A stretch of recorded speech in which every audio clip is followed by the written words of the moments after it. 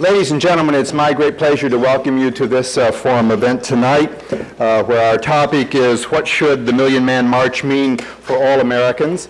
And we're very pleased with a great deal of cooperation on behalf of our speakers. It took some skill in getting their attention away from their many activities to all be here at the same time tonight and the same date, and we're delighted they could make it. And for those that will still be coming in, we have additional rooms set up and with television for the overflow crowd in rooms 140 and 150 tonight. I have the honor of introducing our moderator. Some of you here at the university have perhaps had his courses and been involved in his activities, but we have a very distinguished moderator tonight. His name is Preston Williams.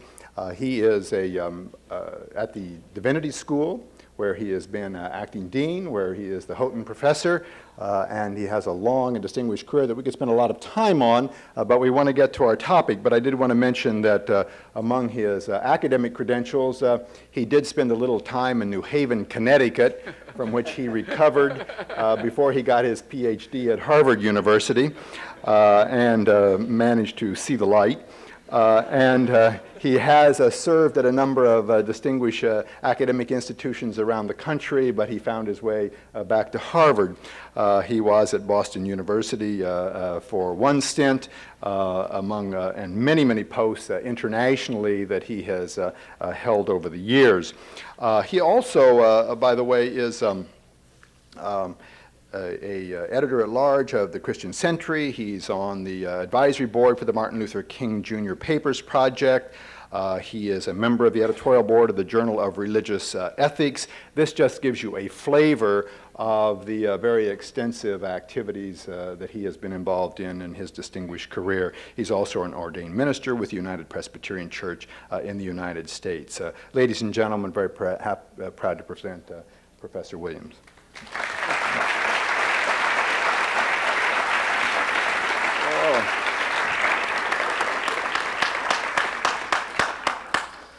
Thank you.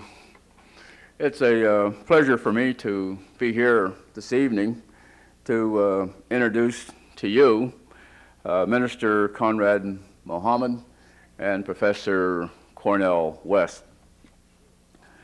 Both of these gentlemen will speak to us about what should the Million Man March mean for all Americans. Let me simply remind you that marches on Washington by Afro-Americans was first suggested during the 40s by Philip Randolph. The mere suggestion of it was enough to cause President Franklin D. Roosevelt to create the Fair Employment Practices Committee, because he did not want to have any disruption of the war effort. The first actual march, as you know, took place in August of 1963. Martin Luther King spoke on that occasion, the famous "I Have a Dream" speech, and one had a coalition of folk from all the groups present at that particular occasion. In 1983, there was a anniversary march, and it was the 20th anniversary of the 63 march, and the black Muslims who did not take part in the 63 march were present in 1983, and Minister Farrakhan spoke on that particular occasion. And now we have a new march. As always, the marches are controversial. I got a two-page letter from one of my friends this week explaining to me why he was going to the march, and also seemingly apologizing to me for going to the march.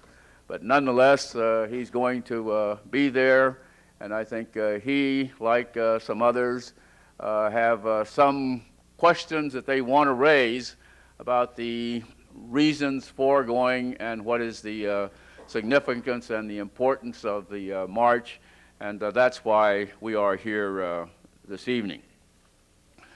One of the people who will speak to us is a person with whom all of us are familiar. Cornell West is a graduate of this institution and of Princeton University. If one were to list his publications and his memberships and so forth, we'd be here the rest of the night. Let me simply say he's the author of 10 books.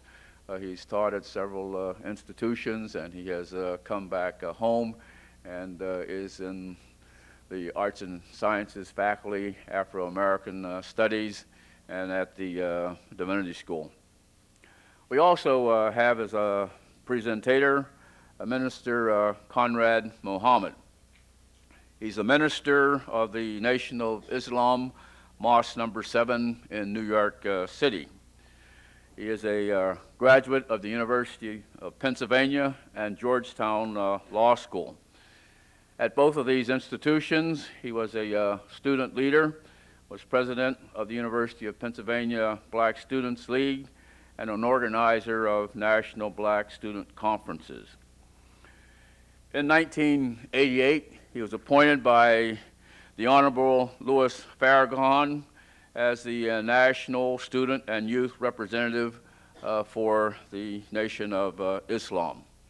Since 1971, he's been the principal minister in Mosque 7 in New York City, a mosque where his predecessors include Malcolm X and Louis Farrakhan. He is the representative on college campuses and universities of the positions of the Nation of Islam, and has visited nearly 100 colleges and universities around the country, explaining the organization to the students present. Perhaps most interesting to us is the fact that in January 1994, he organized the first ever for men's only meeting in which the Honorable Louis Farrakhan addressed black and Latino men on the rudiments of manhood. 17,000 people attended that particular meeting. Now he's going to present to us his views and his understandings of the new men's effort, the Million Man March.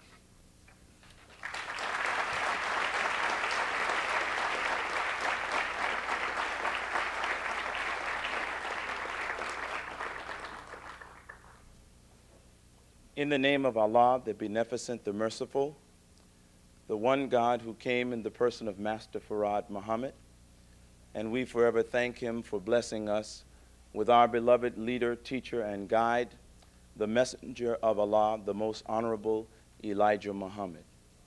And in this day, we could never thank Almighty God and his messenger enough for giving to us a divine reminder, and that divine reminder is none other than our leader in this day, the man that is preparing to lead 1 million black men to Washington, D.C., the Honorable Louis Farrakhan. In their names, I greet you all this evening with the greeting words of peace and paradise. We say, Assalamu alaikum. For those of you who are unfamiliar with those words, they simply mean peace be unto you. Now, there were a couple of inaccuracies in my bio, but I don't have time to clear them all up. But I have to clear one up. I have not been the minister, the principal minister, or any minister since 1971. Don't make me that old, please. I said 91, didn't I? But it's all right. I just wanted everyone to know that I'm not that remarkable. In 1971, I probably was licking on a lollipop. But I am very happy to be here this evening with our esteemed panelists, my friend and brother who I'm getting to know better, Dr. Cornell West, and our esteemed theologian, who is the moderator of this program. And we're very grateful to be here with you, the students here at the Harvard University. And since we don't have a lot of time, let's get right into the meat of the subject. On October the 16th, 1995, 1 million black men will go to Washington, D.C. This will be one of the greatest and most significant mobilizations of black people since we came here as slaves from Africa.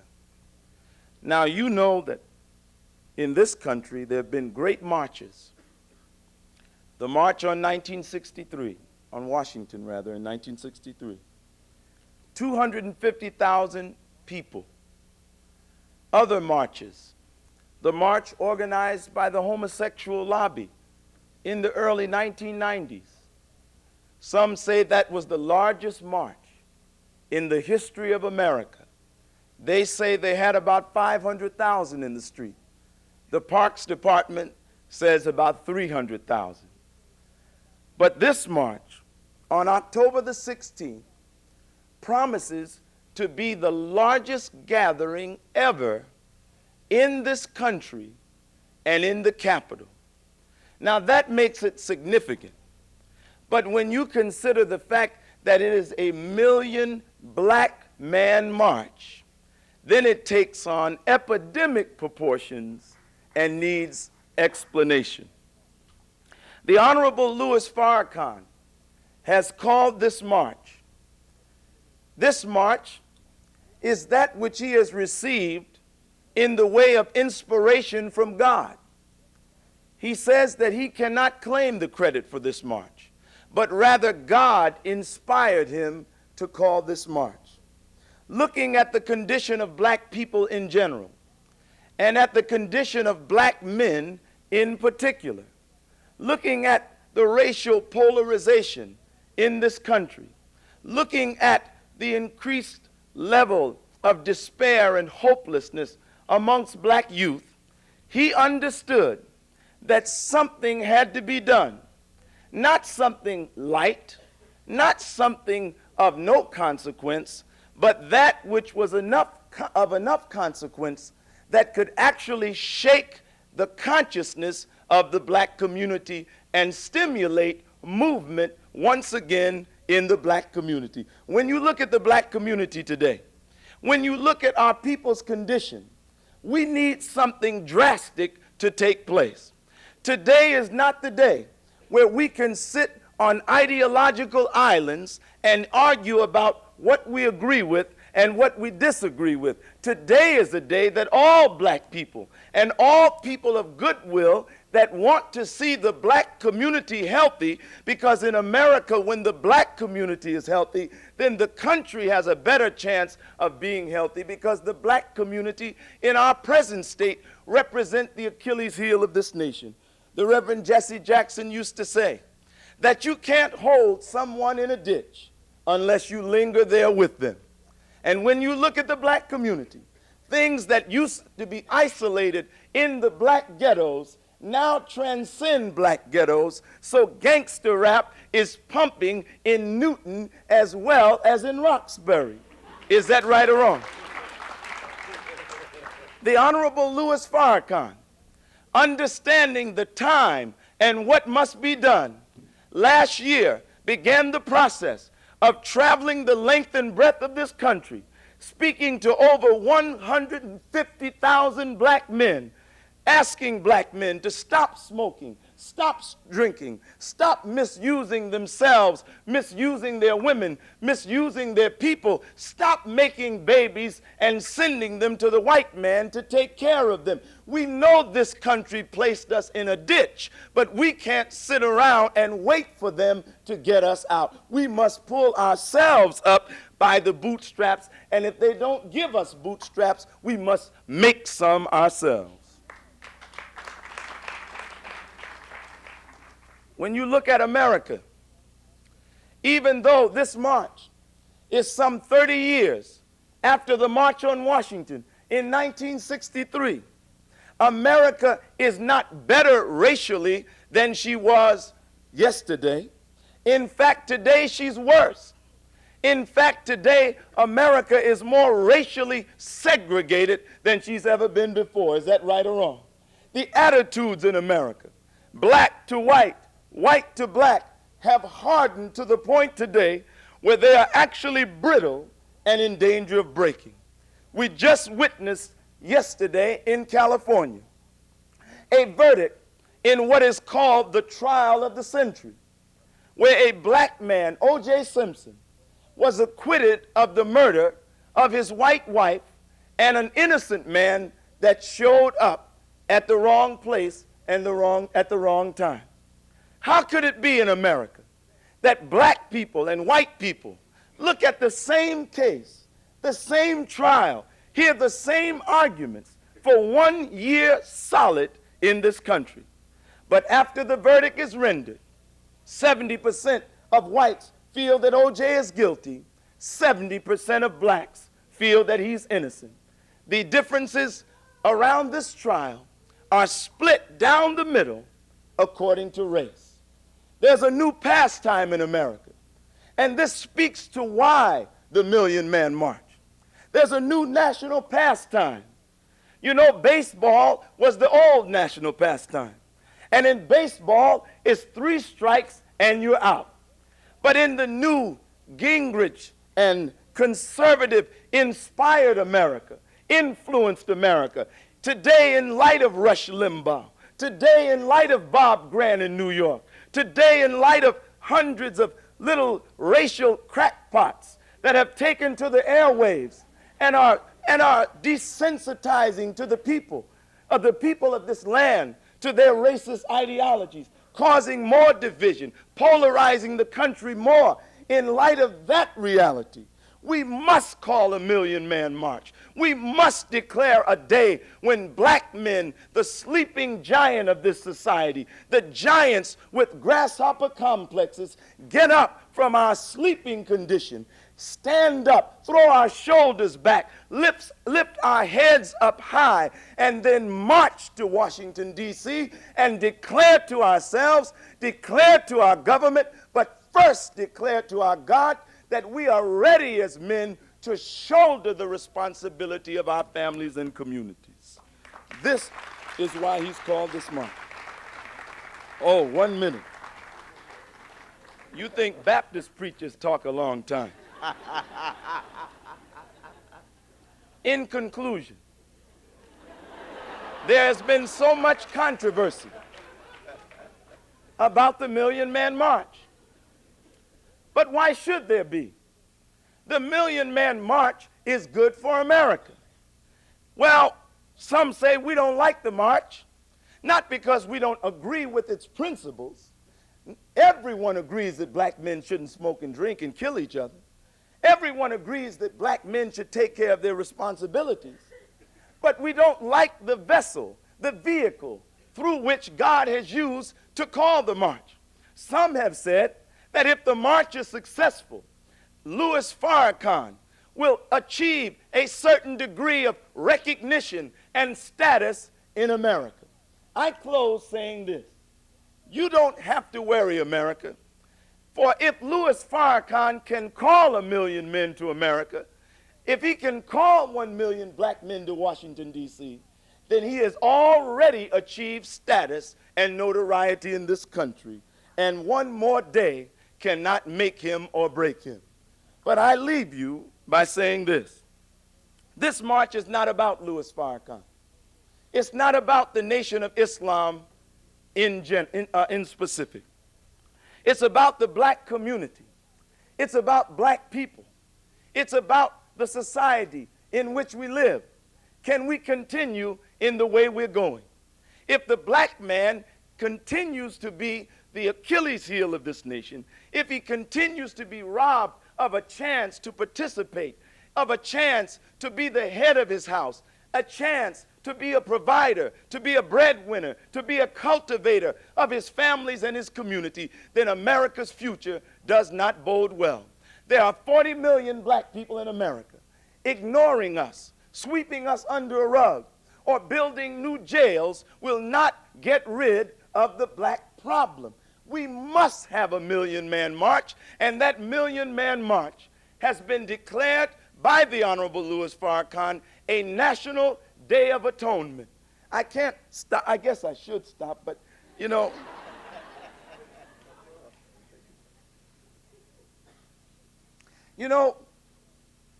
this National Day of Atonement, because that's really what the march is.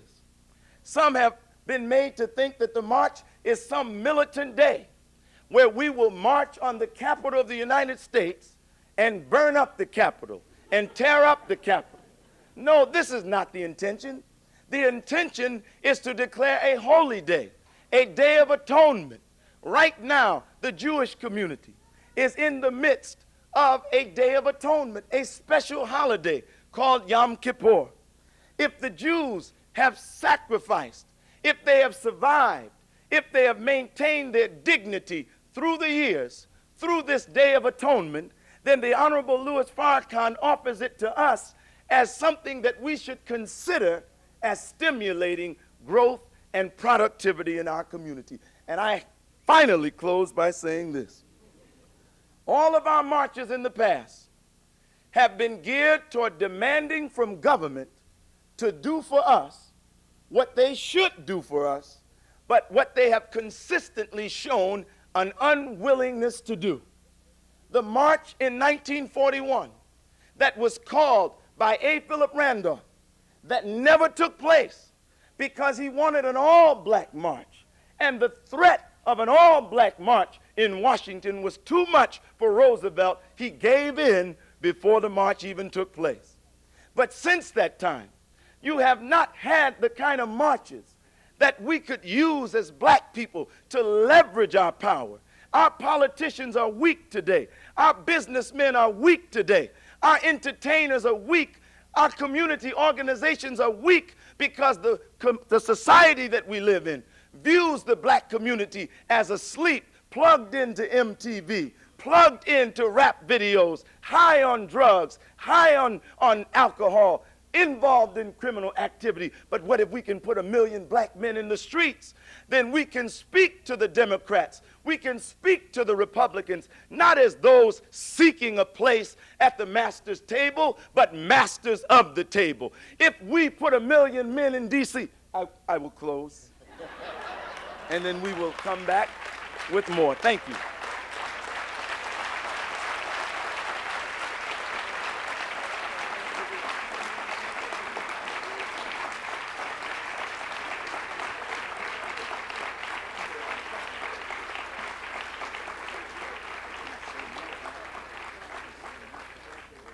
I think we might simply say that we know that Allah, we know that the God of the Christians and Jews is a God of law and of order. Yes. And lawyers will understand. Cornell.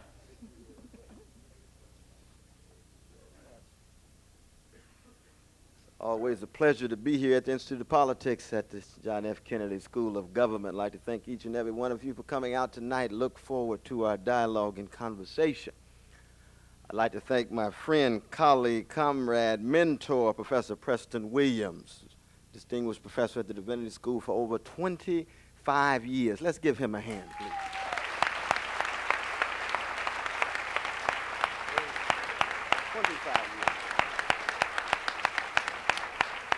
Very much so. Very much so. It's always a pleasure to see my brother, Minister Conrad Muhammad, struggling in the chocolate city named New York, in the midst of Harlem, the capital, the cultural capital of black America. We've got some Harlemites here, huh? I always thought it was Oakland, but no, that's something. No, not at all. And I say that in all seriousness, though, in relation to Brother Minister Conrad, because he represents a very significant stream within the black freedom movement, namely a black nationalist stream. It's a particular version of black nationalism, but it has always been part of the black freedom movement. And what you are witnessing today are two particular persons who represent wings of the black freedom movement.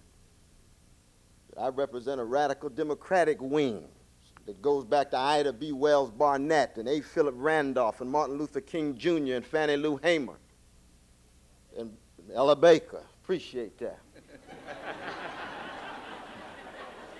My mama too, but I mean, that's another thing. The brother minister Comrade Muhammad represents a black nationalist tradition. It goes back to Martin Delaney and Marcus Garvey, and Honorable Elijah Muhammad, Malcolm X, Minister Louis Farrakhan. And it's very important, reflected in the African American Leadership Summit, that given differences within the black freedom struggle, that we've got to be able to respect one another enough to recognize that there's something bigger than us at stake in what is going on in America at this moment. Because the black freedom struggle in all of its various forms, and keep in mind, every wing has its limitations, and we talk about our differences and our limitations because none of us have a monopoly on truth. None of us. So we're willing to be pushed. But we're going to love each other enough. We're going to respect each other enough to be pushed. We're not going to accept the stereotypes that distance us, that lose sight of the humanity of other black folk, even as we engage in respectful but in serious dialogue with one another. And that's very important. Because you see, the black freedom struggle in America has always been the major means by which this hotel civilization would come to terms with the problem of evil, of unjustified suffering and unmerited pain and undeserved harm, and that affects all human beings, from indigenous peoples whose land was dispossessed to white working class brothers who have been exploited over the years, to sisters of all colors who have been dehumanized by patriarchy, to gay brothers and lesbian sisters who have been closeted by homophobia. It has to do with one's humanity. And the black freedom movement has been the major means by which, when we're able to come together and focus on that vicious legacy of white supremacy, that it creates all kind of sparks and repercussions and ramifications that cut across the society as a whole. And I submit to you tonight, there's too much suffering and misery and pain and grief in America in general, and black America in particular. And the black freedom struggle needs a jump start. We got to create some motion and momentum, because these are dangerous times. These are difficult times.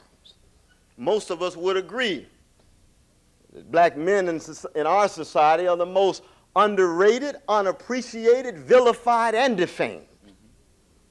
It's a fact. And we can say that without marginalizing the predicament of black sisters. That's right. But we know that just having a black male body generates ripples of dis-ease, if not sheer threat, to significant numbers of fellow citizens. It's a fact. Just having the body. Not even talking about walking a certain way, just have the body first. Now, of course, we laugh, but that's serious business. Very serious.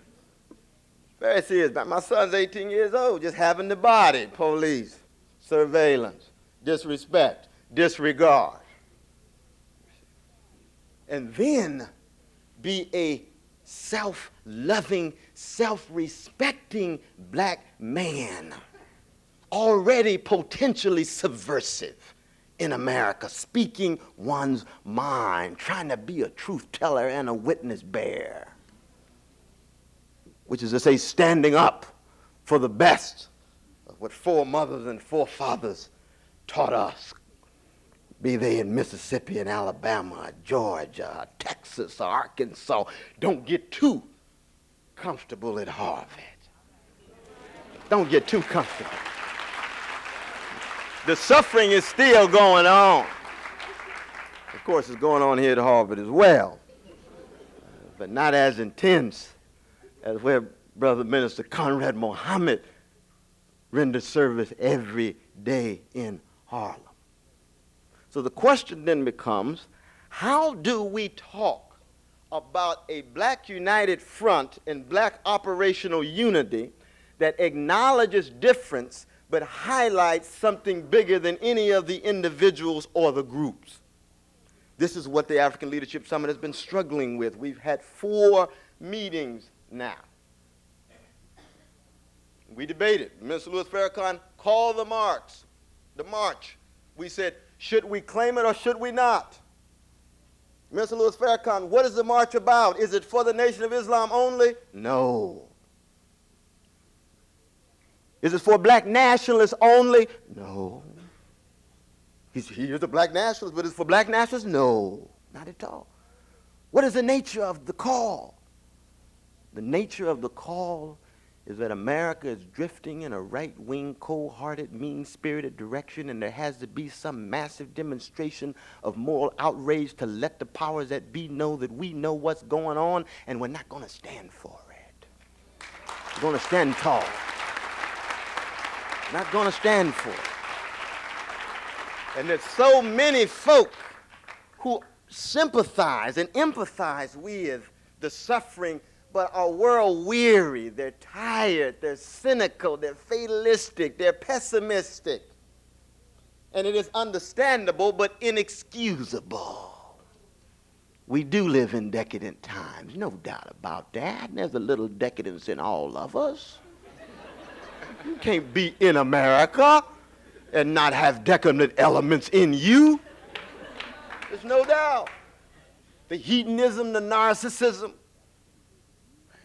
the arrogance, the haughtiness, the selfishness, the rugged and ragged individualism. How do you transcend that and talk about a focus on suffering that organizes and mobilizes? That is a fundamental challenge. How do you do it in such a way that you recognize the potential conflict and cleavage of issues of class, so that the march is not for the middle class, but for working class folk and poor folk? How do you deal with it in terms of gender? 52% of those who hold up more than half the sky. Focusing on the most vilified members of a community, but a group in that community who are inseparable from the 52% in the black community, the black sister. You see, how do you engage in a march of black men without being misogynist and patriarchal? We struggled with this issue. How do we engage in a march that calls for you Black United Front, but does not exclude James Baldwin and Langston Hughes and Alain Locke, gay brothers, without having to change overnight all of the individual perspectives of what you think about lifestyles and sexual orientations, but simply acknowledging the fact that gay brothers have been constitutive of the black community, integral to the black community, and we're coming together given our differences? These are the questions we asked Minister Louis Farrakhan. And we had some serious dialogue. It's true. And this needs to be reported, you see, because oftentimes people think people are just pontificating from on high. Well, Minister Louis Farrakhan told me this, he told me that. Well, we raise questions. We don't obey everything that anybody says. Respectful questions. He responded with respectful answers. Mr. Louis Farrakhan, what do you think about the class issue? We are marching, Brother West, for the working class and poor. It includes the middle class, but this is a united front for the black community, but it is still a springboard for links to peoples of color who are fundamentally concerned about white supremacy, and for those white brothers and sisters who are concerned, they will organize in their own way. As a black nationalist, that's not my major priority, but I will not exclude them, Brother West. Got 1 minute. Mr. Louis Farrakhan, what do you think about the issue of gender? Black women have been working overtime, he says. He says, black women have been the natural leaders of the black community. It's time for black men to shoulder responsibility and stand alongside. He's often cast as if he's some stereotypical backward-looking patriarchal figure. It's not true. We're still pushing the Nation of Islam, Mr. Louis Farrakhan, in relation to patriarchy, but you read his text, you see, as he listen to his speeches, he is in motion and in process in this regard. Sisters running temples and so on. Similarly so on the issue of patriarchy. We had a town meeting in Houston. The black gay brother walked up in front of 700 folk. Said, Mr. Louis Farrakhan, I'd like to know whether I'm welcome at the march. There was silence. He said, are you part of the black community? He said, yes. He says, you will be welcome. That we have our own doctrines in relation to homosexuality, and you know what they are. We don't agree with that. But we'll march next to you in the name of something bigger than our particular doctrine on that day. That was significant. Very significant. Which means then that with a united front with a variety of different voices, Christian, Islamic, non-Christian, anti-patriarchal, anti-homophobic, maybe some patriarchal and some homophobic, that's part of the black community. No one pure and pristine. But all focusing on something bigger. Because let us be clear that it is now an open season on black folk in America. Open season. Increasing disregard and disrespect. Increasing devaluation. Assumptions of black folk only emoting as opposed to critically reflecting on evidence. Basic assumption built into the mass media. And we are simply saying that as human beings, as children of God, whatever your theological and political perspective is, that we're going down fighting because we're standing on the best of a tradition of resistance. That's all. And the march is going to represent an attempt to put in motion local summits, an economic fund, voter registration, a variety of different levels in which we can keep that momentum going, and maybe then in the end for a radical Democrat like myself, we might be able to then talk seriously of not just black operational unity, but of coalescing across the board. But it's time to stop.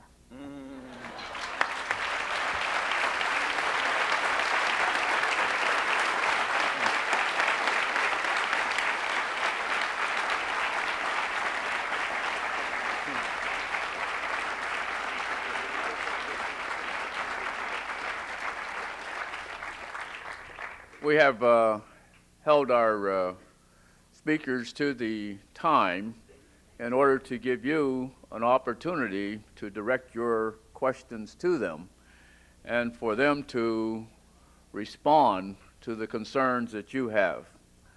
There are 4 microphones, 2 downstairs and 2 upstairs. Unfortunately, I can't see the ones upstairs because of the lights. I hope they're there. We're going to start on the left, and we're going to ask the individual to identify themselves when they put their question, and we're going to ask them to put questions and not make speeches. If they make speeches, I will intervene, and we will have a question, or we'll go on to the next individual. Also indicate who you would like to have answer your question. Yes, good evening. My name is Crystal O'Brien, and I'm a sophomore at the college. And my question is directed to either of the panelists. On October the 16th, with a potential of 1 million men coming to Washington, D.C., there'll be a potential for billions of dollars to be spent. I'm from Washington, D.C., and I'm aware that there are very few black-owned hotels or lodging for blacks. There are very few modes of transportation that are black-owned, which means that those billions of dollars will be inevitably funneled to non-black persons. So can you address that? Yes. Well, that's a very good question. And, you know, that was such a short opening. There's so many things that I didn't get a chance to cover. But one of the aspects of that day will be a general strike in America. And this aspect of October the 16th is called the day that we will, as black people, atone, and we will declare it a holy day. The first holy day in the history of black people in America.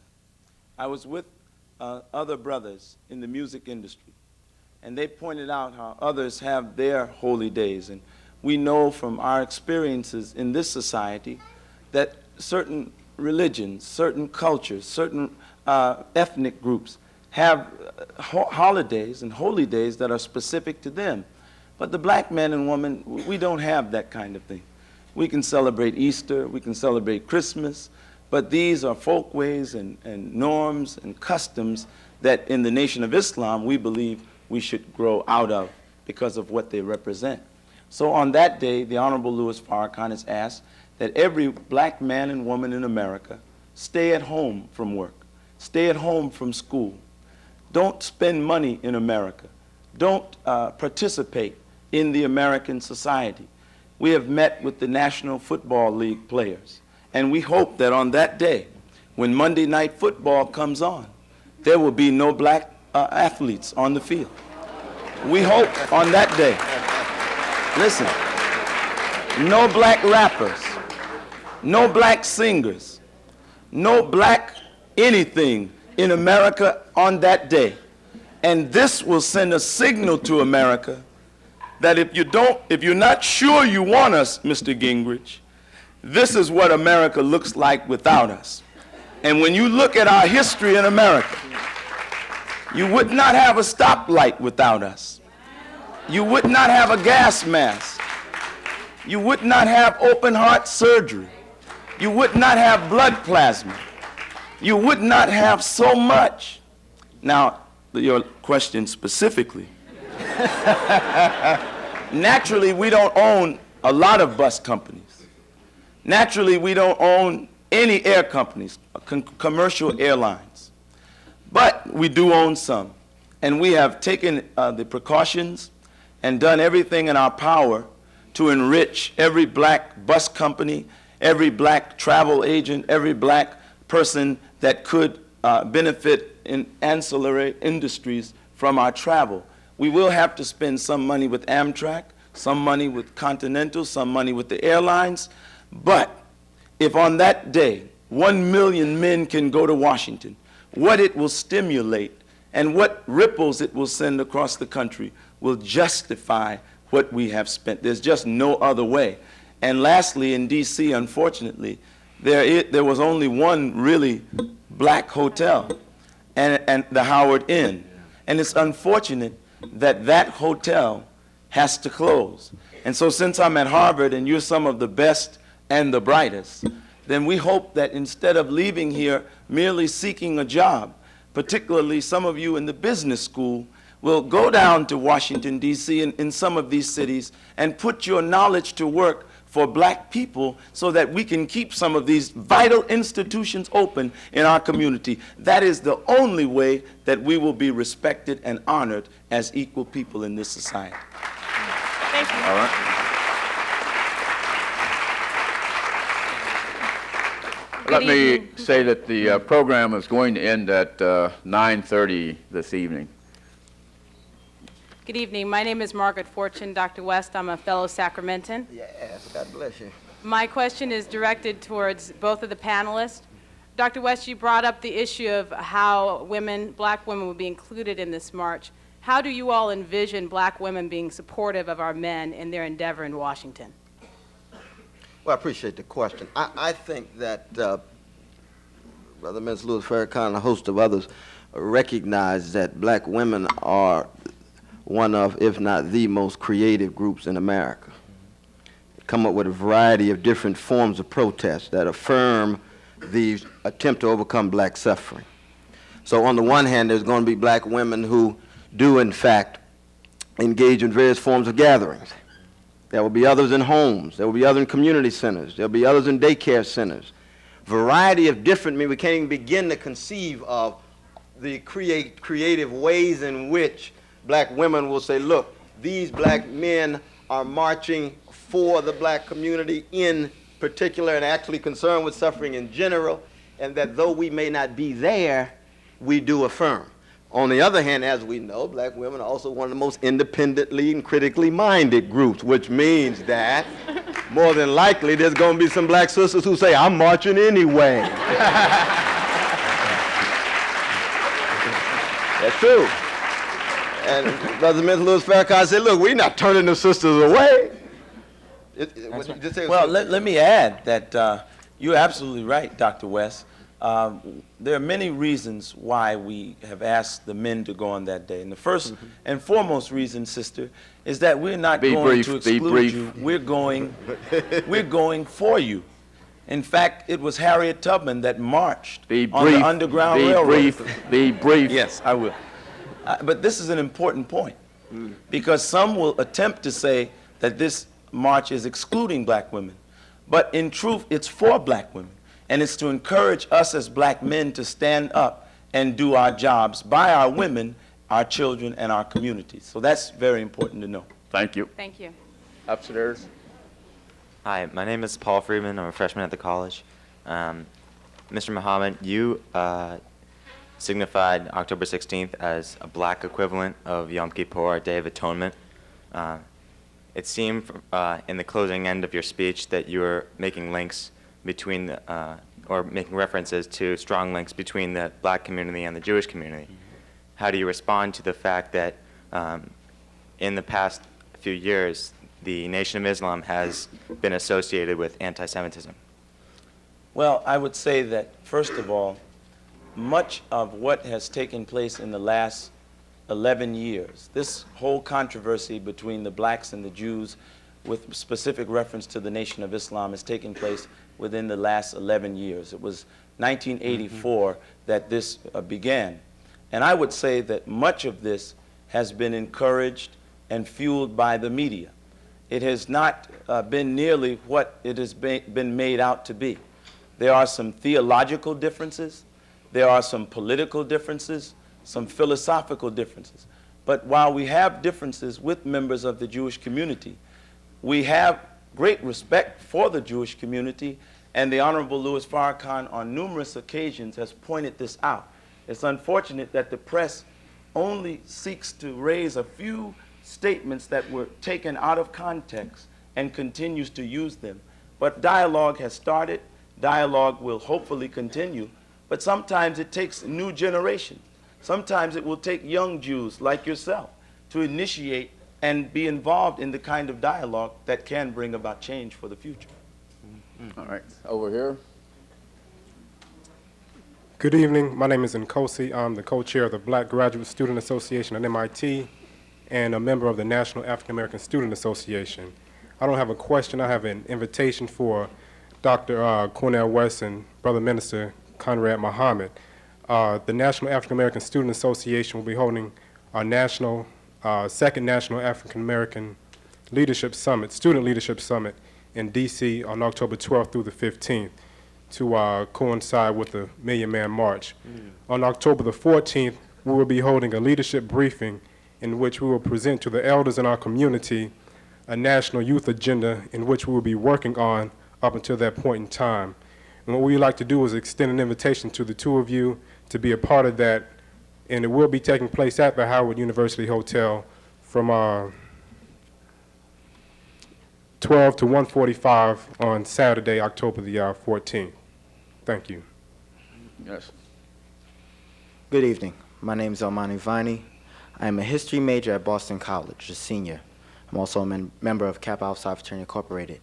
I was formerly a president of a black student organization at Boston College, and I know about organizing and motivating and mobilizing people. My question is this: what are we as black men to do, or what are we going to do after the Million Man March?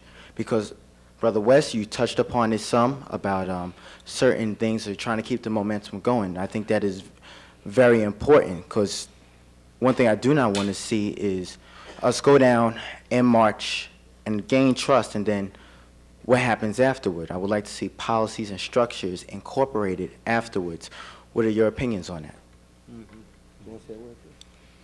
No, one, I think that the question is a crucial one. I don't want to downplay the symbolic significance of the march itself, because when people are down and out, they need to feel as if they're part of some motion. That's what hope is all about. And the black community needs hope. We need to have some sense of possibility. And possibility is always linked to momentum and possible movement. And so the symbolic significance of the march, seen around the world, dignified black men concerned about principles that focus on suffering, is very important. Then what happens? Well, we hope then there's a kind of reawakening, a new spirit in which people are willing to organize across the board. And it's not going to be just one organization. It's going to be from churches and fraternities, sororities, various black nationalist organizations, religious and non-religious. Black folk are going to make choices in feeling, okay, I can fundamentally make a difference. I don't have to take this sitting down.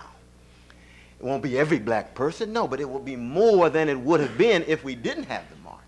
And the African Leadership Summit is going to continue, which means on local levels as well as regional levels, we're building operational unity where we're having dialogue with persons we never talked with before. We're creating new networks, and that's how movements take off, you see.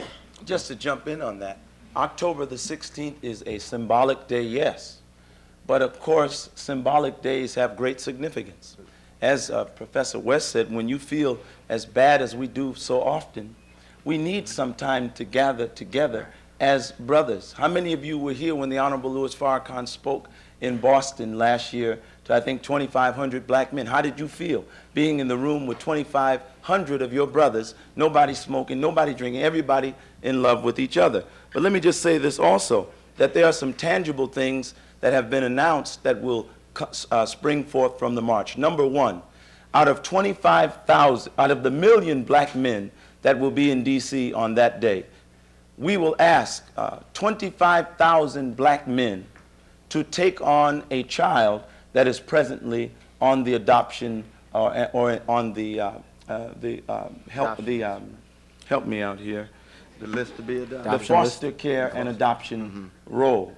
And in one day, we can effectively eliminate black children from those roles. We will also, on that day, hopefully register nationally 8 million unregistered black voters.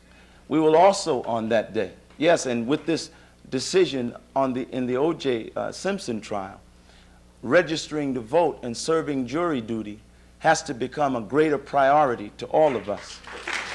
I mean, these are some of the things that will spring forth. But if none of that sprung forth, if after October 16th, black men who are in Harlem and Roxbury and South Central Los Angeles, black students that are on Harvard's campus and Yale's campus and Morehouse campus that are not plugged in and actively involved in movement will be stimulated to be involved in movement, then we've benefited. Kennedy inspired a whole generation of young people to be involved in social service. This march will stimulate you and take you away from MTV and get you involved once again in the streets and in the communities, helping our people. Thank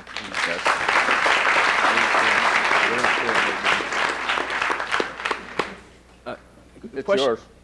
Yeah, the question I had, Name, identification. Matthew Hobson.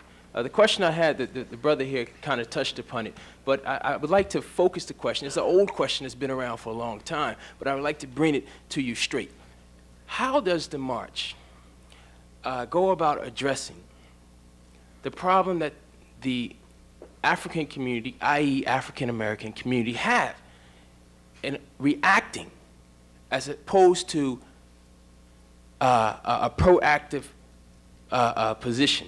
Now, I hear the panel saying we're reacting to the conservative evil, Republicans. No, the Democrats have some conservatives too. You And the liberal policies that have just policies that gone promote to unjustified sure, human suffering. sure. That's right. How does the march? How does the march go about answering the question that Karinga put to us 30 years ago? Who am I? But that's why it's important to Wait, note hold that it, brother. this march. The question is three pieces to it. Oh, okay. Oh, okay. Who am I? Who am I? Okay. Am I really who I say I am? And am I all I should be? Okay. How does the march address that? Very plainly. That's why you have to note the distinction between this march and other marches. This is not a protest march. Of course, in light of what is going on, we must do something. We can't take this assault lying down. But this is the first march where the focal point of the march will be black people addressing our own inadequacies and shortcomings. That's why we're first making a demand on self in a day of atonement, then a demand on government, then a demand on corporate America. But all that's subsequent to black men walking alone down that road with God and each other and declaring that we will be better men. So that's what makes this march very different. And if we can stimulate that kind of thinking in black men who will leave that march and go back across the country, you'll see a renewed spirit in the black community. And finally, on that point, that in the 60s and 70s, when black people were involved in organization and movement, we didn't kill each other as much. We didn't rape each other and rob each other as much. So if we can encourage you to be involved again, and the masses and the street brother to be involved again, then we will take our people to another level, and then we'll go up from there. Mm-hmm. Professor West, One quick point out, that Brother Dr. Maulana Karanga will be marching with us. That's right. That is to say, he's bringing with him a rich tradition that struggles with issues of self-identity and self-determination and self-love and self-defense and so forth. But the grappling of the question that you put forward is a process. One event itself can never be in and of itself enough. But the posing of those questions will take place because you're going to have some of the best black male minds there, which is to say some of the best black minds in the nation will be there, reflecting precisely on those kinds of queries that you put forward. And if that mind is an atheist, does it We're not? going to the next question. There's been great atheist minds in This is human a history. tough moderator. No doubt about it, yeah. Question. Very tough. Hi, my name is Joe Rice, and I'm currently an extension student here. I'd like to ask a question to either the people there, but more so directed to Dr. West. And it touches upon the self-identity and the self-love about us. I'd just like to know, what do you think about the criminalization of our culture? For instance, the way we dress, the baggy pants, the hoodies, that are going on in the ghettos. I'd like to, because it's bad when we see the conservatives bashing our culture and bashing what we truly believe in, but it's even worse when our own elders and the older people in our own race see our dress as uncivilized and our language as unintelligent. Yes, I appreciate the question. Temptation used to say you can't judge a book by its cover, which means that clothes itself it may be a necessary, but certainly not a sufficient condition that allow us to make judgments about what's going on inside their hearts and souls and minds. You see, you got some folk walk around three-piece suits, still hate themselves. They have as big a problem as these other brothers who walk around baggy clothes. The challenge is, how do we hit head on self-hatred, self-loathing, self-doubt, lack of self-confidence in black America that leads toward disrespectful behavior toward one another? And you can do that whatever clothes you have on, you see. And so the real challenge is going to be, for me, not so much talking solely about the criminalization that's going on in terms of victimizing one another in the black community, but in our attempt to address the black men and America, how do we understand the complex levels of gangsterization and criminalization that's going on in high places, on the Capitol at the moment, on Wall Street, and Main Street, as well as chocolate cities? Because all of us have some evil in our hearts, you see. The question is, if you don't have a whole lot of power, you're going to exercise against folk who don't have too much power.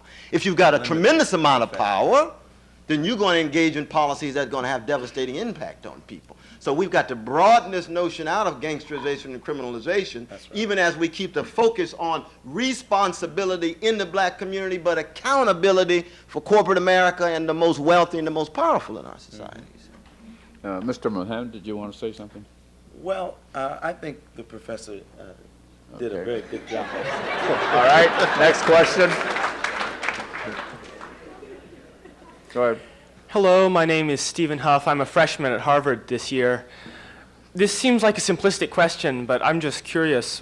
Once you're at Washington, what specifically are you going to do? Where are you going to go? And who are you going to talk to? And what are you going to say? Because, I mean, you said a lot about what the goals are, but I'm just curious. Well, on that day,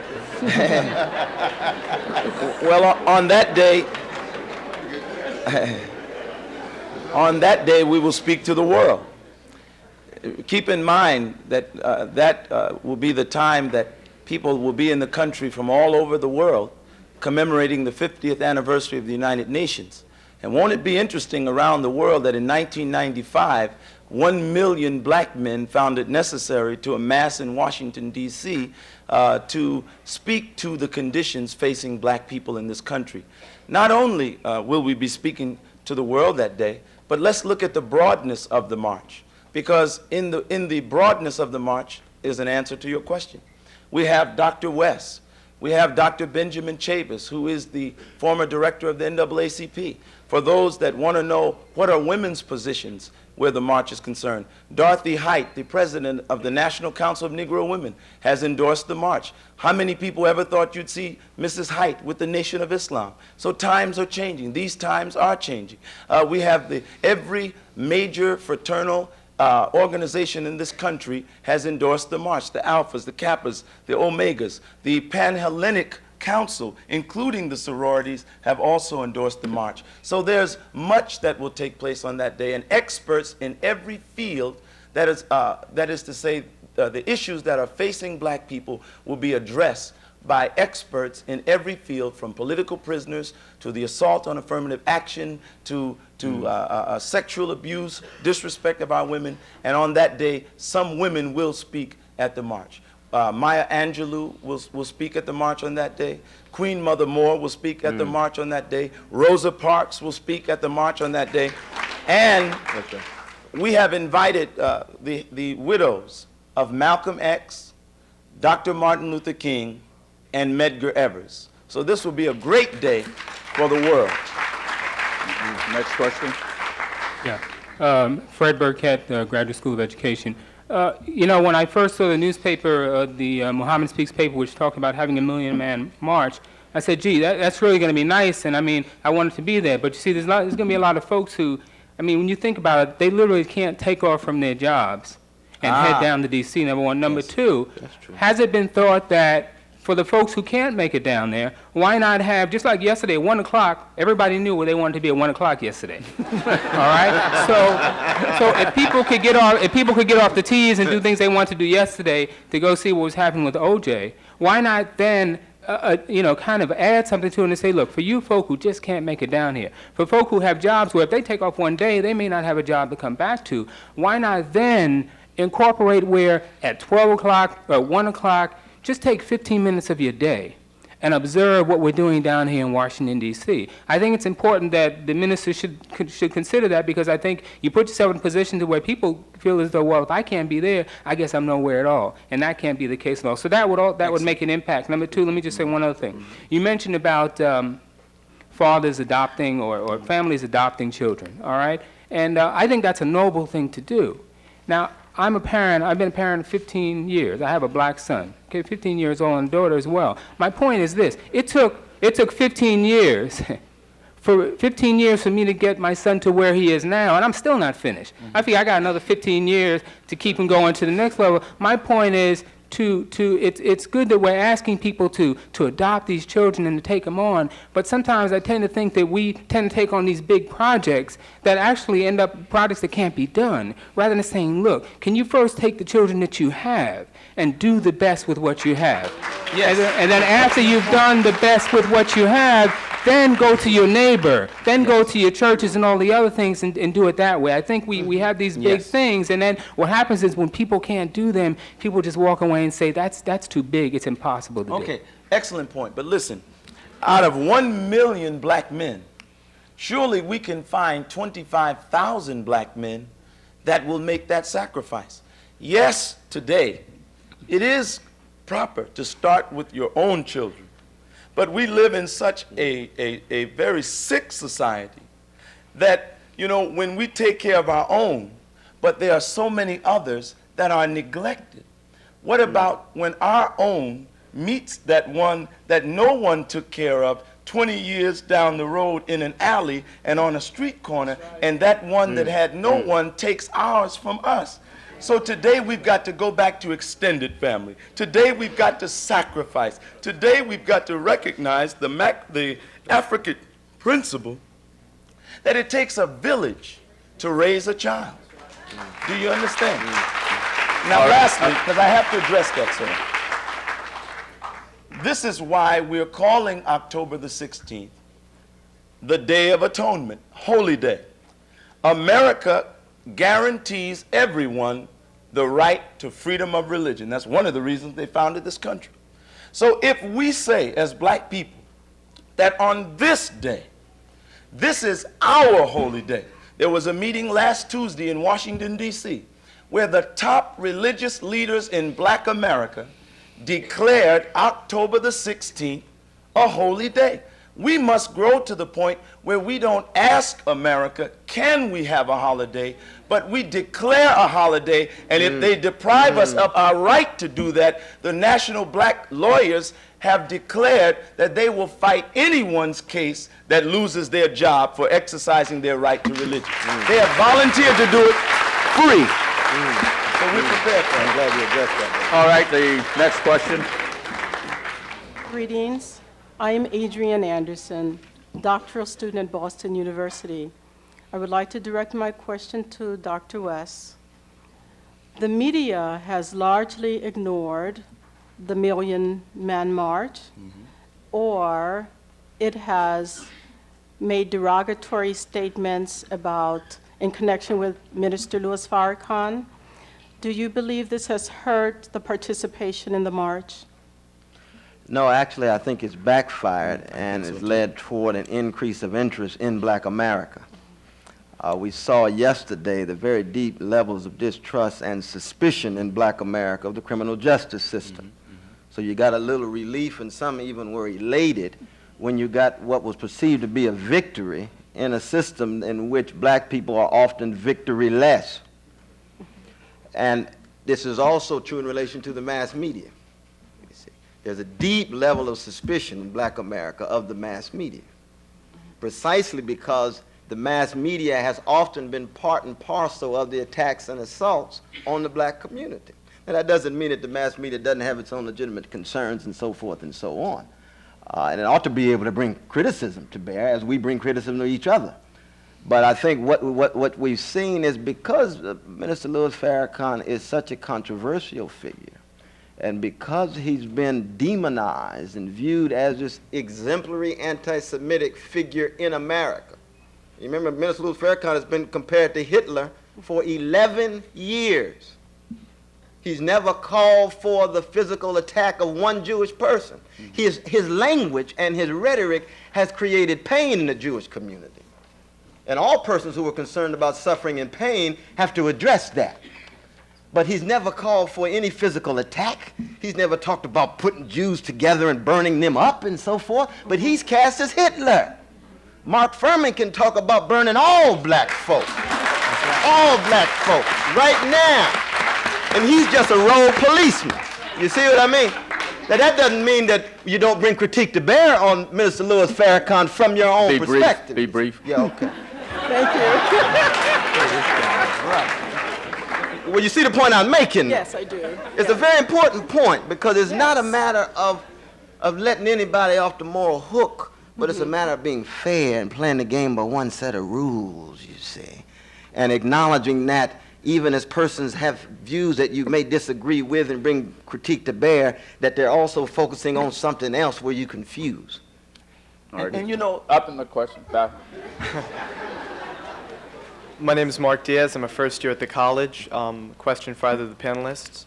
I think one of the unique opportunities of this march is that it takes place on a Monday, not a weekend, which I think a lot of the other marches and protests have. And it is the work week for the gentlemen who are working up in the Capitol, and you have the opportunity to affect America's legislators. What specific proposals regarding policies such as affirmative action, welfare reform, and the role of the black community in a nation with, or that is striving to seek a balanced budget, what specific proposals do you think the Million Man March can communicate to the legislators? And do you think it'll have a powerful impact on the powers that be? well, again, I just point to the level of cooperation that this march has inspired. I mean, again, who would have thought that just a few days after Dr. Benjamin Chavis was ousted as the head of the NAACP, basically because of his relationship with the Nation of Islam, the present chairman, Mr. Shinholster, though the association hasn't agreed to formally acknowledge the march and support it, he said he will be there. Mrs. Evers has spoken well of it. So we're coming back together. Reverend Jackson and Minister Farrakhan haven't been together in 11 years, but they're coming back together. The Congressional Black Caucus was browbeaten a couple of years ago into breaking the covenant that they had established with the Nation of Islam, but just last weekend, we just left D.C., and the Congressional Black Caucus has again united with the Nation of Islam to endorse the march. This broad-based coalition, this powerful alliance, and that's what I wanted to say in that last point before the good moderator cut me off, is that we as black people must resist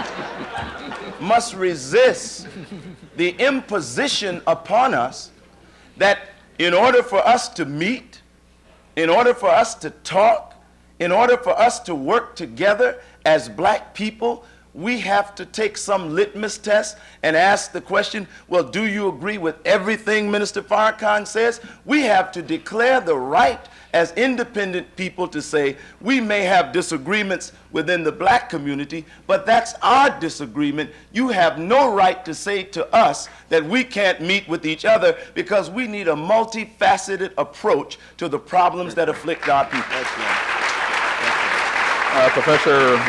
Professor West, do you want to make a comment about the question? About some of the specific policies and issues Professor West, affecting legislators. Well, there's going to be a number of both vision, analysis, and policies put forward, but there won't be an overall consensus reached that day because of the variety of different voices. But I do want to say this, make one point that I think Brother Minister has highlighted, and that is this, that you see, you can't be effective in a freedom movement if you're not already free enough to think for yourself and respect and love others enough to fuse with them.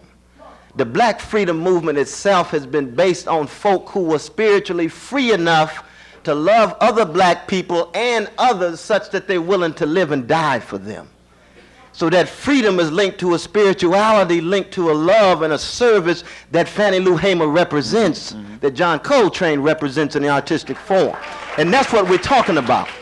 And so when we talk about engaging in dialogue with one another, we have to tell white brothers and sisters, it ain't about y'all at that level. That's right. You see? And when I say it ain't about y'all, what I'm saying is, we're not excluding you, but you're not the point of reference. Grandmama's the point of reference. All right, the question. That's something else. If you want to fuse, you can fuse. We're not putting you down. We're not lifting us up to put others down. It's about black suffering, linked to other suffering. That's something else. It's a different orientation. And that's what we need in black America if we're going to make it. Gentleman up. This Mike. My name's Brother R.A., and I'm a Cambridge resident. And my question is to the future.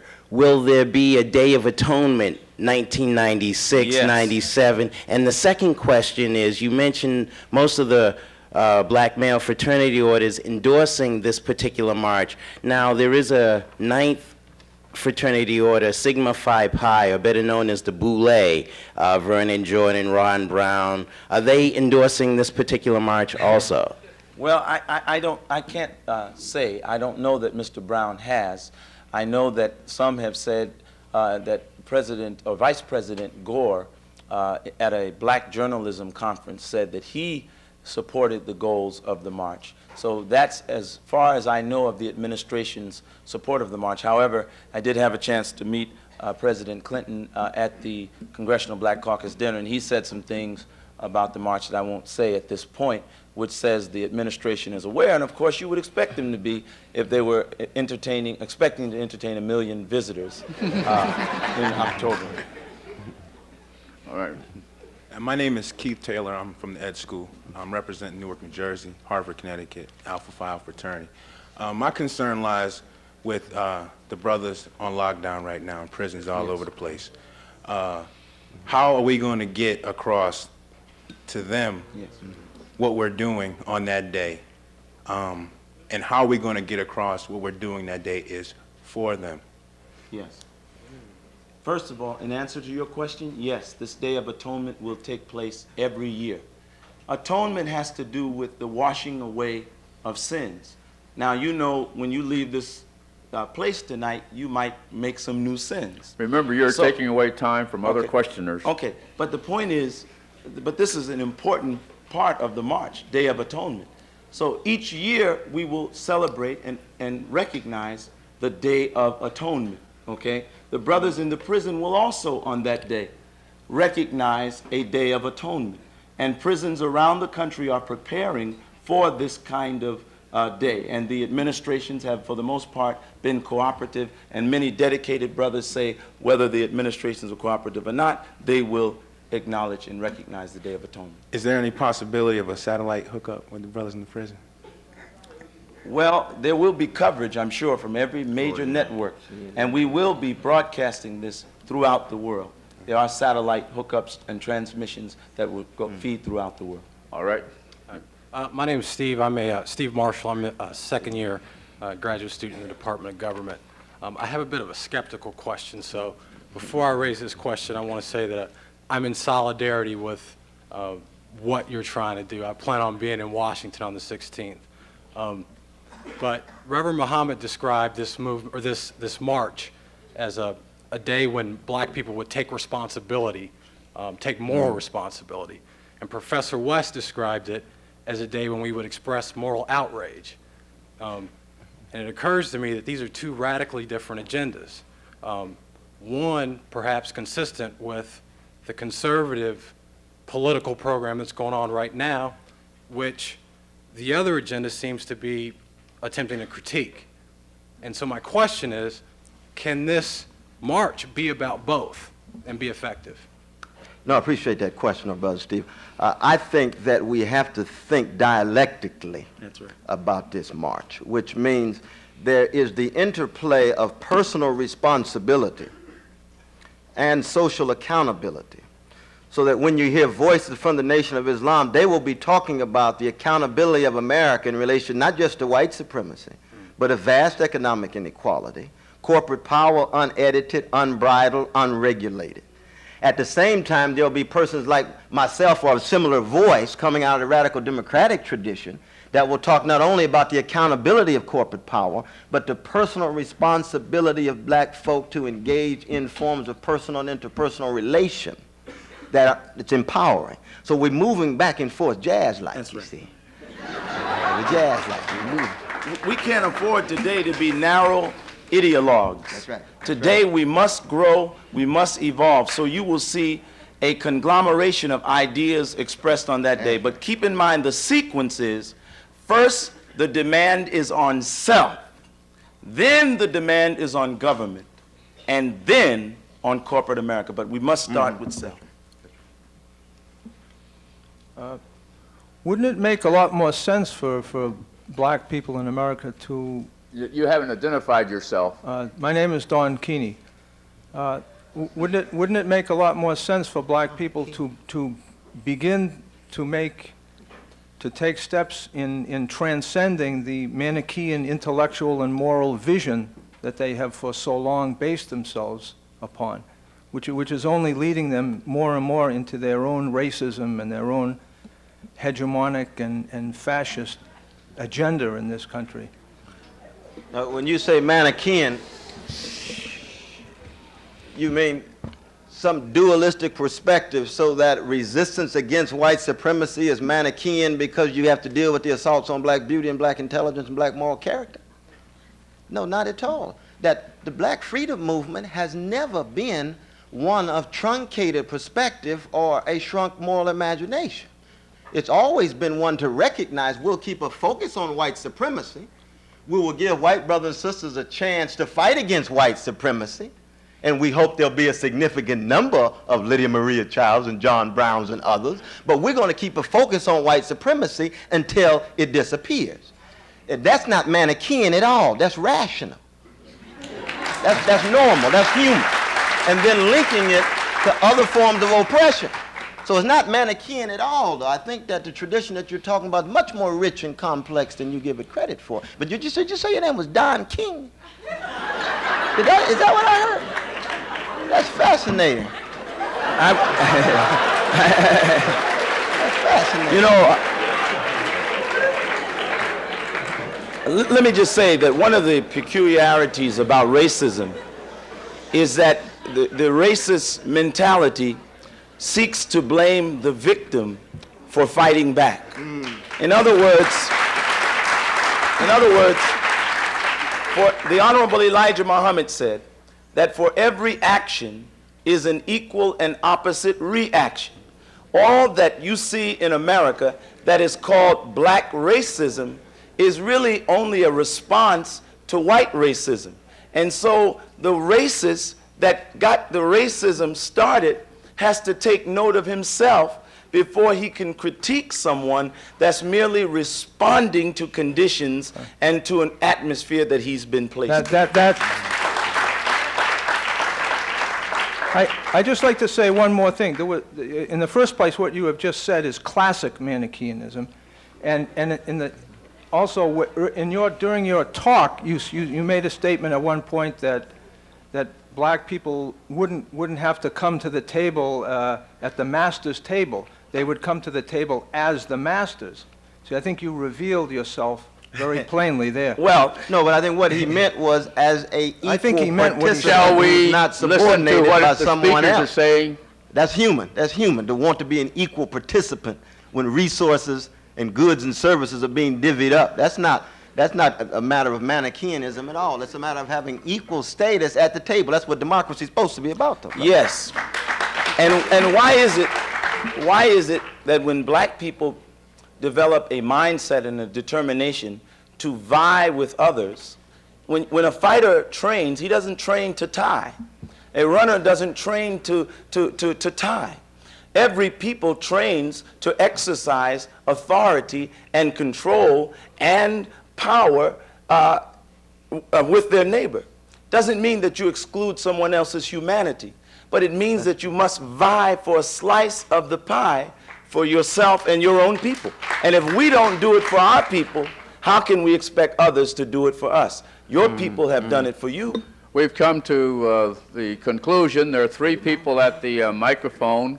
We're going to have those three individuals, then we will close. Yes. My name is Talib Al-Salam. I'm a political science major at MIT. I'm a senior.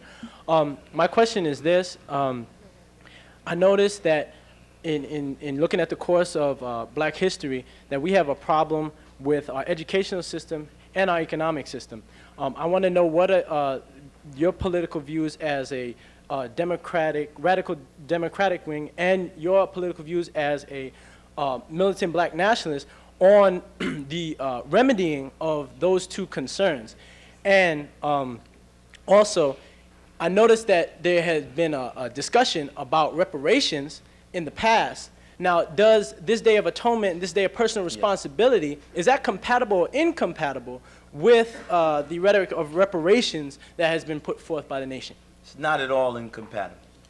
To say that we as black people not ask for, but demand reparations for our services rendered to this country without pay is not inconsistent with saying that even as we receive reparations, and we don't believe reparations should be money, because if the white man gave us all a check for $20,000 today, he'd have it back tomorrow. We believe reparations should be in the form of land. But once we get the land, we yet will have to work the land for ourselves. So it's not inconsistent, it's very consistent with growth and maturity. And the second question? Hi, my name is Kadar Lewis, and I'm a freshman at Harvard University. And I was just wondering, you spoke about the numbers of the people, of the million people that you want to be on the 16th in Washington, and how much of a big magnitude that would be, just simply because of the numbers, and because it would be a million black men. Now, when the powers that be realize the magnitude of this event that's going to occur on the 16th, how do you think that's going to affect it? Do you think, like, in terms of a disruption from the government themselves, or just a negative vibe that might be coming from the powers that be? This is more towards Mr. Muhammad, but both panelists. Let me just say that, again, the government of the United States is not God. And that's what we as spiritual people have to always keep in mind. She has plane crashes. She has bridges that fall apart. She has arguments that can't be resolved in government. They call it gridlock government. So this government is not God. And there's always a force greater than the powers that oppress us. And what we have to remember is that we've come this far by faith in God, not in this system. When we are in an alley with a gun to the back of our head, we don't call on the president, we call on God. And so the scripture for the march is not to depend on white people, not to depend on government, but if my people, this is taken from 2 Chronicles 7:14, if my people, this is God talking, who are called by my name would humble themselves and pray and seek my face and turn from their wicked ways, then will I hear from heaven, will I forgive their sins and heal their land. Clinton and Gingrich can't help themselves, much less you. But God is able. Faith in God will deliver the black man and woman into the promised land and unity with each other. Now there was one last question, last part of that question. Can you? Oh, I was just wondering about if you were concerned if there was going to be any sort of disruption or any problems with from the government or any other outside forces. No, there's been cooperative activity with the planners of the march, with the city, Washington, D.C., with the parking services and so forth. It's been at work for a while, and so it looks as if it's going to be not only very smooth, but it's going, as I mentioned before, it's going to inject new energy in a variety of different sectors in our society. As I mentioned before, anytime black folk are on the move, then the labor movement is in better shape. That's right. Because they're concerned about similar issues, suffering for workers, the impact on womanist and feminist movements, the impact on progressives across the board gives them a sense of being buoyed up. So anytime black folk are on the move, right, we're not looking inward and thereby precluding the possibility of energy shooting out. And of course the powers that be will then begin to take notice because they know there's been a massive transfer of resources and wealth from chocolate cities to vanilla suburbs, from working classes to middle classes, from working people to the well-to-do. So that when folks think of these dilapidated houses and the unaffordable and unavailable child care and these decrepit school systems and say, we don't have to put up with this. It can be different. Powers that be must take notice. The question will be whether we can sustain that momentum long enough. And that's always an open question for any freedom movement, and it depends very much on the quality of those who march. It's not just the quantity. It's the quality of those who march, the quality of their commitment and conviction, and then the attempt to make it contagious to other folk who have given up hope. That's what we're about. And the last word the from last us? question upstairs. Sir, do you mind if I just... We'll give you a little time later, the last question. I'm Pilar Kazare-Bell. I'm a second-year student in the Graduate School of Arts and Sciences. And I had sort of a two-part question. One, is the march going to constructively deal with problems in the black community, such as sexism, et cetera? Like, is there programming in the march to deal with that? And have the organizers of the march approached members or prominent members of bi- and multiracial groups to invite them to the march as well, to make them feel that there is solidarity in the black community. Could you be a little more specific? What do you mean exactly by when specific? you say, did you say multiracial groups? Bi and multiracial groups, if there are action groups, and has there been an effort to make sure that people of multiracial descent feel comfortable? Would you name some of these groups potentially, just so I can get a frame of reference of specifically what you're talking about? Well, there are national, I don't know like all of the groups, but there are certainly local and national bi and multiracial groups. Or you're talking about, say, a person that has a black mother and a white father, or is that? Yes, and who acknowledge that on some level. Well, let me just say that from our understanding and perspective and philosophy, we consider that person to be a black person and a person of color. And of course, as we grow and as we evolve, our struggle for justice is not merely for black people. This is the one thing I want to leave with you in your minds about the Honorable Louis Farrakhan. Just because he's been painted anti-Semitic does not mean he's that. Just because he's been painted as a man only concerned about blacks does not mean that. He is one of the most compassionate human beings that I have ever met. And in fact, he's a man that's concerned about freedom, justice, and equality for all. Now, the last word from me, if you... We're going to give you a minute to conclude. Oh, close it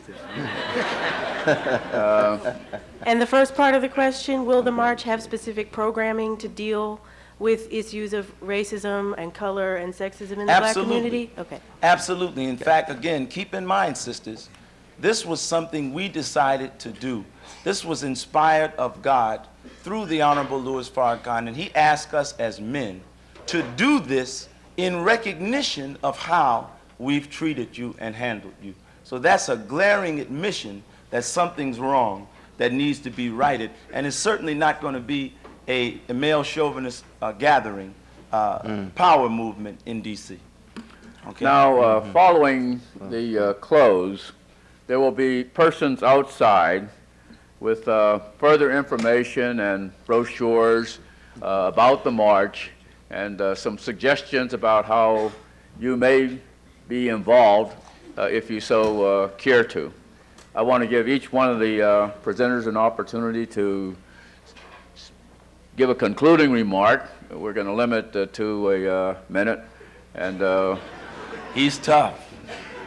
Brother Mohammed, you may proceed. Finally, let me just say that I think every black Stay to the male, mic, If you want to come up here, fine. No, I think every black male, every black female should support the Million Man March. I think every white person, every Asian person, every Latin person, every person of whatever nationality should support this march. Because if the black man can be raised, if the black woman and black people can be raised, America can be raised even higher. You are the future of this country and the world. You read about Malcolm, but you didn't live in the day of Malcolm.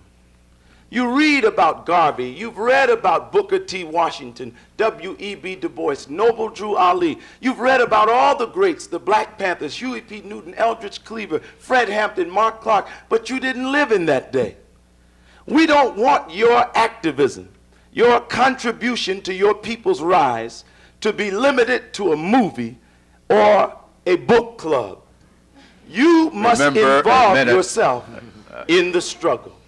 On that day, the Honorable Louis Farrakhan will ask every person there to join an organization, join a movement, join a church, join a mosque, so that once again, black people can get to moving and empower ourselves in this country so that we will not be the laughing stock of this world, but you, the students, must listen to Fanon and identify your mission and then decide whether you will accept it or betray it. Your people are dying.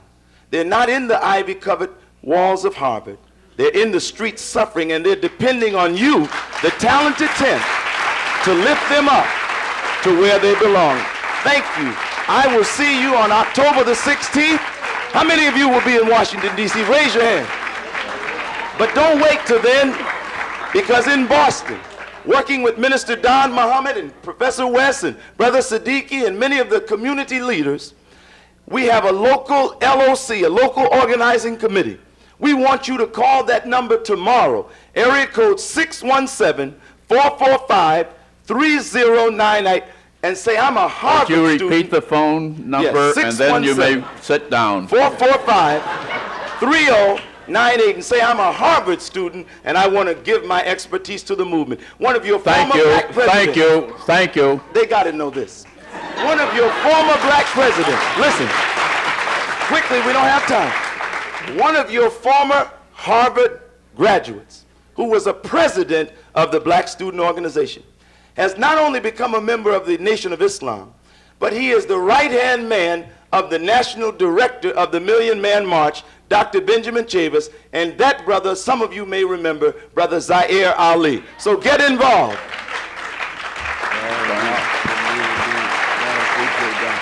I appreciate that. Indeed, indeed. Lord, yeah. Yes, just one last point, and that is this, that young people have always played a disproportionate role in jump-starting the black freedom movement. That's right. And that in a very significant way, when young people's energy, talent, and discipline begin to come together, that it awakes not only black America, but America and even the world. W.B. Du Bois was a young man. Ida B. Wells Barnett was a young woman when they founded NAACP. DeMarcus Garvey was a young man when he arrived in America in 1950. He attracted a disproportionate amount of young, talented folk. A. Philip Randolph was a young brother when he arrived in Harlem in 1917. Martin Luther King Jr. was 25 years old, pastor of Dexter Avenue Baptist Church in Montgomery. This is for especially young folk. Black Panther Party, young brothers and sisters, you see. SELC, young. That's very important, because older brothers like myself, who still got a lot of fire and energy, but will be passing off the scene pretty soon. And the question is, what will I be able to bequeath to the young folk? Will they have a broad enough moral vision so they can revel in their blackness without putting others down, but recognize that they have an obligation and duty to those to whom much is given, much is required? That's the challenge. And I'm sure there's folk who are going to meet that challenge here. Thank you all very much. Let me... Good job. Good job.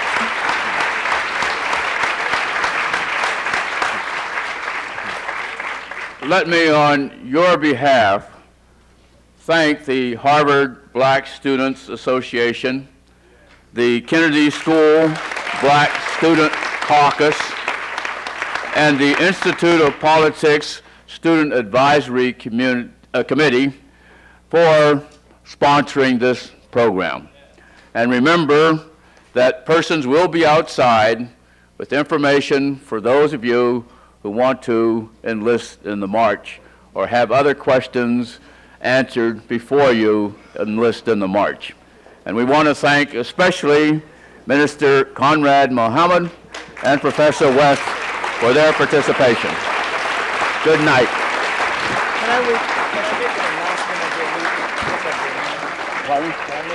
Just a minute. As you're leaving, an announcement, please. Get, as you leave, this edition of the Final Call newspaper.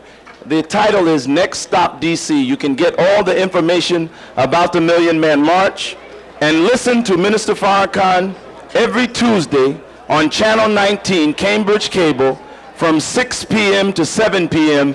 and get updates on the Million Man March. Thank you.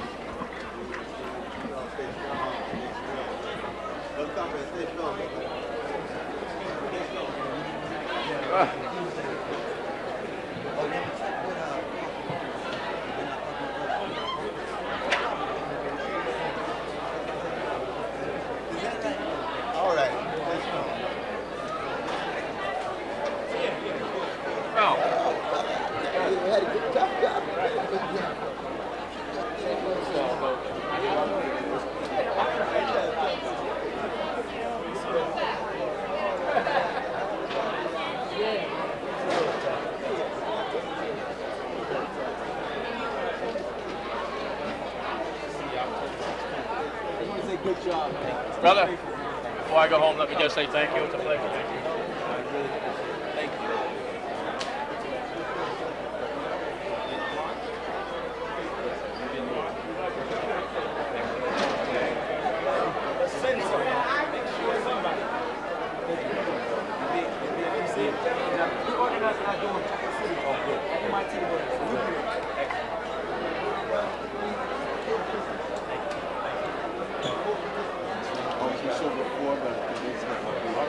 Yo, Alan.